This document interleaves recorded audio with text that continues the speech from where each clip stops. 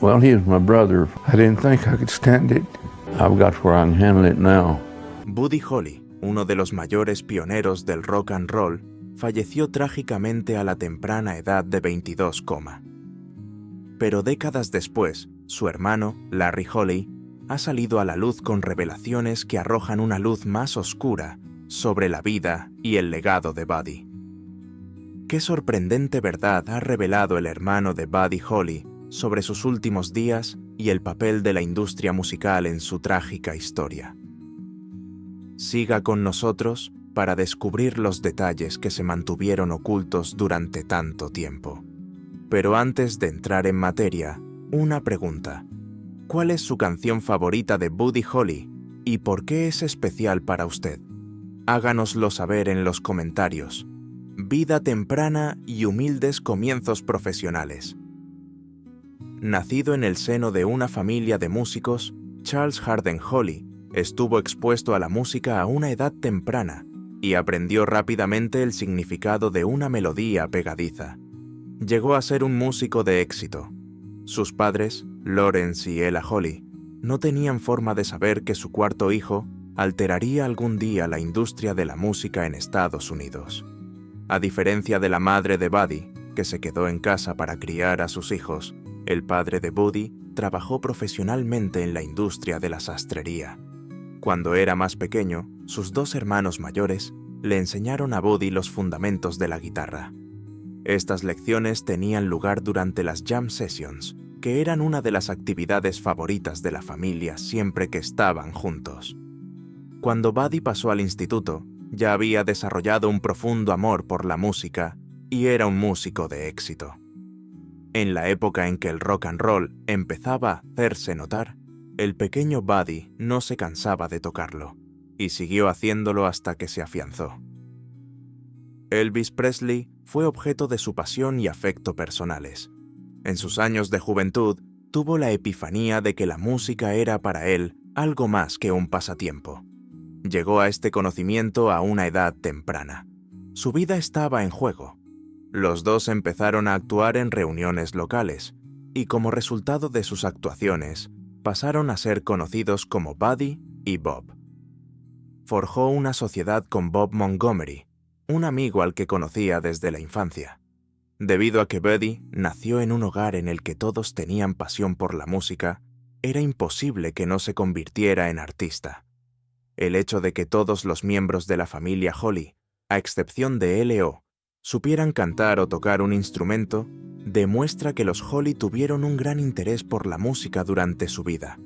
En uno de los concursos locales de talentos en los que participaban los hermanos mayores Holly, Buddy Holly se unió a ellos tocando el violín. Como no podía tocarlo, su hermano Larry lubricaba el arco para minimizar el ruido que producía. Estos dos hermanos salieron victoriosos del concurso. Fue durante este periodo cuando tanto Larry como Travis fueron llamados a filas para servir en el ejército durante la Segunda Guerra Mundial. La guitarra que Larry llevaba consigo era una que había adquirido de un compañero de barco mientras servía en el Pacífico. En el caso de que volviera, la traía consigo. Siguiendo la recomendación de su madre, Buddy empezó a tomar clases de piano cuando tenía 11 años. Sin embargo, dejó de asistir a las clases a los 9 meses de estar matriculado en ellas. Tras oír a un compañero cantar y tocar la guitarra en el autobús escolar, tomó la decisión de cambiar de instrumento musical y empezar a tocar la guitarra en su lugar. Al principio, los padres de Buddy le regalaron una guitarra de acero, pero él insistió en que deseaba una guitarra que fuera comparable a la que tenía su hermano. Además, Travis fue quien le instruyó sobre cómo tocar la guitarra acústica que sus padres le habían regalado en una casa de empeños de la zona. De pequeño, Holly quedó impresionado por la música de varios intérpretes, como Hank Williams, Jimmie Rodgers, Moon Mulligan, Bill Monroe, Hank Snow, Bob Wills y la familia Carter. Fue durante su estancia en la escuela primaria Roscoe Wilson cuando Holly conoció por primera vez a Bob Montgomery. Johnny y Jack, así como los hermanos Luban, eran los músicos con los que solían ensayar mientras tocaban juntos. The Grand Ole Opry, que se emitía en WSM, Louisiana Hayride, que se emitía en KBBWKH, y Big D Jamboree eran los 3 programas de radio que ambos pasaban el tiempo escuchando. Holly colaboró con otros músicos durante este periodo de tiempo. Entre estos artistas se encontraban Sonny Curtis y Jerry Allison, a los que había conocido cuando aún estaba en el instituto. Hubo un concurso de talentos que tuvo lugar en un programa de televisión local en el año 1952, y en el que participaron Holly Neal y Jack Neal. Durante sus actuaciones, se referían a ellos como Buddy y Jack, y formaban un trío. Primeras luchas y pequeños triunfos. Holly tomó la decisión de dedicarse a la música a tiempo completo poco después de graduarse en el Lubbock High School en el año 1955. Su experiencia de ver actuar en directo a Elvis Presley en Lubbock, cuyo espectáculo fue contratado por Papi Dave Stone de Key Duff, resultó ser una fuente de inspiración adicional para él. En abril, Holly actuó como telonera de Elvis Presley en el Cotton Club y en febrero en el Fair Park Coliseum, donde también actuó una vez más en junio de este año. En ese momento, Holly ya había reclutado para su banda a Larry Welborn en el bajo y a Allison en la batería, debido a que su estilo había pasado del country y el western al rock and roll, como resultado de haber presenciado a Presley en directo y de haber escuchado sus canciones a lo largo de su carrera. Durante el mes de octubre, Stone consiguió una contratación para Bill Haley y sus Comets, y organizó una actuación de Holly como telonera del scout de Nashville, Eddie Crandall. Tras quedar impresionado, Crandall consiguió convencer a Jim Denny, manager del Grand Ole Opry, para que pidiera un contrato de grabación para Holly. Stone envió por correo una cinta de muestra a Denny, quien la remitió a Paul Cohen, que ofreció al grupo un contrato de grabación con Decca Records en febrero de 1956. Debido a que Decca escribió incorrectamente el apellido de Holly como Holly en el contrato, a partir de ese momento pasó a ser conocido como Buddy Holly, en lugar de por su verdadero nombre, Holly. Tras un breve periodo de tiempo en el que actuó con una banda de bluegrass, Buddy empezó a experimentar con su propio sonido único. Debido a que sus primeras grabaciones no generaban mucho ruido, Buddy se encontró deseando un respiro. Este respiro se produjo cuando un cazatalentos de Decca Records le hizo una oferta de contrato, pero el camino hasta este punto fue de todo menos difícil. La decisión de no renovar su contrato fue tomada por Decca tras una serie de sesiones de grabación que produjeron resultados no especialmente destacables. Buddy se aventuró a regresar a Lubbock, donde creó una nueva banda llamada The Crickets.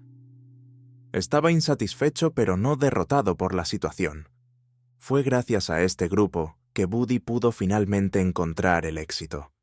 La distintiva combinación de rock and roll y twang country que interpretaban The Crickets tocó la fibra sensible de la población en general. La canción That'll Be the Day, que fue el primer gran éxito de Buddy y su banda, les propulsó a la primera línea del estrellato nacional. Una de las frases de la película de John Wayne The Searchers sirvió de inspiración para la canción y no tardó en convertirse en la más popular del mundo. La vida en el punto de mira. En cuanto That'll Be the Day se hizo popular, ya no hubo marcha atrás. Después llegaron otros éxitos, como Oh Boy y Peggy Sue. Gracias a sus apariciones en grandes series de televisión nacionales, como The Ed Sullivan Show y American Bandstand, el grupo pudo consolidar su posición como figura prominente en la escena del rock and roll. Los fans acudían en masa a verlos actuar por su música, que se caracterizaba por la particular técnica vocal de Buddy y su voz única en su especie. Tras su éxito en las listas de éxitos, Buddy, Holly y The Crickets siguieron publicando otras canciones. Crearon obras que perdurarán para siempre. A medida que la cultura joven empezaba a emerger, canciones como Rave On y Maybe Baby se convirtieron en himnos de la cultura. Su música era única en el sentido de que incorporaba elementos del rock, el rhythm and blues y el country juntos de una forma que nunca se había oído antes. Sin embargo, lo que realmente distinguía a Buddy de los demás era su talento como compositor. Buddy, a diferencia de muchos de sus predecesores, tomó la iniciativa de escribir la mayoría de sus propias canciones, dejando así un legado de singles únicos que perduraría durante décadas. Relaciones románticas de Buddy. El 15 de agosto de 1958, Holly contrajo matrimonio con María Elena Santiago, que trabajaba como recepcionista en un estudio discográfico de Nueva York. La ceremonia tuvo lugar en la Iglesia Bautista Tabernacle, situada en su ciudad natal de Lubbock, Texas.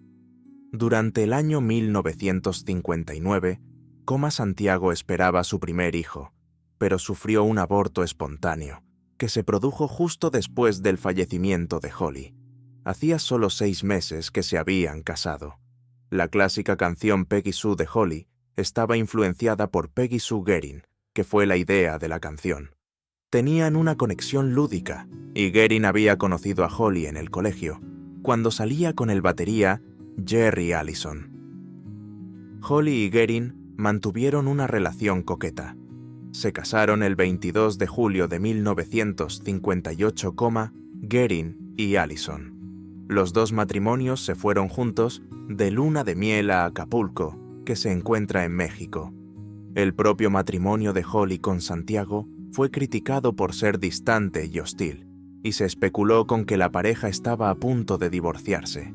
En la segunda mitad de 1958, Holly también había sugerido a Gerring que se divorciara de Allison debido a su conducta con la bebida, pero ella había rechazado su oferta.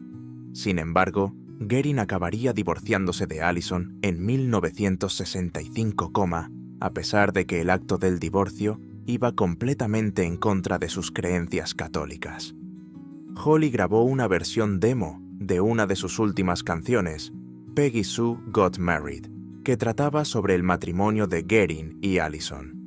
Esta cinta se grabó en diciembre de 1958, Buddy era conocido por tener un espíritu ferozmente independiente. Buddy Holly era algo más que un músico friki y con gafas. Su complicada personalidad ocultaba su feroz independencia. Pocos conocen la vena desafiante de Buddy, pero la mayoría de los fans le recuerdan por su pulcro aspecto. Buddy se hizo con el control de su música en una época en la que, por lo general, los músicos tenían poco que decir al respecto. Para defender su título artístico, no tuvo miedo de batallar. Incluso después de romper relaciones con Decca Records por disputas artísticas, siguió siendo un músico estupendo. Fue pionero en la práctica de que los intérpretes tomaran las riendas de sus carreras, escribiendo, produciendo e interpretando sus propias canciones. Además, era partidario de instrumentos musicales poco convencionales. A pesar de su fama como guitarrista, sentía una profunda afición por los sonidos no tradicionales. Utilizaba una celesta, un oscuro instrumento de teclado prácticamente desconocido en su época, para grabar todos los días. Tampoco se trataba de un hecho aislado, sino de una mirada al pasado. Imagínese, en cambio, a un futuro artista más imaginativo, que no tenga miedo de probar cosas nuevas y de abrir nuevos caminos en la música. La verdadera historia de su muerte. Holly había reservado un Beechcraft Bonanza con capacidad para 4 personas en Dwyer Flying Service de Mason City, Iowa, para Jennings, Alsop y él mismo, el 2 de febrero, el día antes de que se presentaran en Clear Lake, Iowa. Holly propuso que tomaran un avión desde el Surf Ballroom de Clear Lake hasta Moorhead, Minnesota, pasando por Fargo, Dakota del Norte, para que pudieran dormir un poco, lavar su ropa y ahorrarse el largo viaje en autobús. Alsop accedió a lanzar una moneda al aire por el asiento con Ritchie Valens al segundo de terminar el espectáculo de Clear Lake, que fue poco antes de medianoche. Al ganar, Valens supuestamente dijo: «Es la primera vez que gano algo en mi vida». Esto fue después de que saliera a cara. En Fort Worth, Texas, Alsop acabó fundando Heads Up Saloon, un restaurante y bar. J.P. Richardson, que estaba enfermo de gripe y encontraba el autobús de la gira demasiado frío y desagradable para un tipo de su estatura, ocupó de buen grado el asiento de Waylon Jennings. A pesar del mal tiempo, el piloto Roger Peterson despegó. Sin embargo, carecía de la certificación necesaria para volar únicamente por instrumentos. Larry Holly, hermano de Buddy, tardó un año entero en conseguir el informe de la Aeronáutica Civil, pero finalmente lo consiguió. En él mencionaban que el avión tenía instalado un nuevo giroscopio Sperry. Comparado con otros giroscopios, el funcionamiento del Sperry es único. Por un lado, el telón de fondo cambia mientras el avión permanece inmóvil, y por otro, ocurre lo contrario. El avión se mueve mientras el telón de fondo permanece estático. Estaban descendiendo, pero el piloto podría haberlo interpretado al revés. Creían que seguían ascendiendo. Holly, Waylons, Richardson y Peterson perecieron en el accidente aéreo que se produjo a 8 kilómetros al noroeste de Clear Lake, justo después de despegar hacia la 1 de la madrugada del 1959 de febrero. Los tres músicos sufrieron graves lesiones en la cabeza y el pecho tras salir despedidos del fuselaje durante el impacto. Holly tenía la edad de 22, El informe no abordó el hecho de que un granjero descubriera el arma de fuego de Holly 2 meses después del accidente. Algunos aficionados especularon con que el piloto había recibido un disparo, lo que provocó el accidente, tras leer en el periódico sobre el hallazgo del arma. Curiosamente, mientras que los demás fueron localizados en los restos o cerca de ellos, el cuerpo de Richardson fue hallado a unos 40 pies del accidente. Pero en 2007, a petición del Sun, se realizó una autopsia a Richardson, y no salió nada que respaldara los rumores. El antropólogo forense de la Universidad de Tennessee, el Dr. Bill Bass, dijo que no había indicios de juego sucio y que Richardson murió inmediatamente. La Iglesia Bautista. Tabernáculo de Lubbock fue el lugar del funeral de Holly en febrero de 1959. Ben D. Johnson, que había presidido la boda de los Holly unos meses antes, ofició el acto.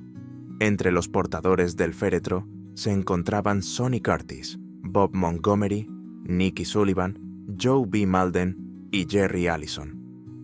Aunque Phil Everly, la mitad del dúo Everly Brothers, negó ser portador del féretro en el entierro, sí asistió. Desgraciadamente, Waylon Jennings tuvo que cancelar su asistencia debido a su compromiso con la Winter Dance Party, que aún está de gira. El cementerio de la ciudad de Lubbock, situado en la sección este de la ciudad, fue el lugar donde se enterró a Holly. Una grafía exacta de su apellido, Holly, y una representación de su guitarra Fender Stratocaster adornan la lápida de Holly. En cuanto Santiago supo la noticia de la muerte de Holly, encendió la televisión. Su aborto se produjo al día siguiente. En Lubbock, Texas, la madre de Holly se enteró de la noticia y sufrió un ataque de histeria. En los meses posteriores a la catástrofe, algunos funcionarios del gobierno instituyeron la política de ocultar los nombres de las víctimas hasta que se notificara a sus familias. Ni el funeral ni el cementerio han sido visitados nunca por Santiago. La saga de las icónicas gafas de Buddy Holly. Ahora que ya lo hemos dejado todo claro, vamos a adentrarnos en algo que es realmente fascinante, y es la historia de las singulares gafas de Buddy Holly. Parecía como si sus gafas se hubieran perdido en los anales de los registros históricos cuando falleció, como si hubieran desaparecido.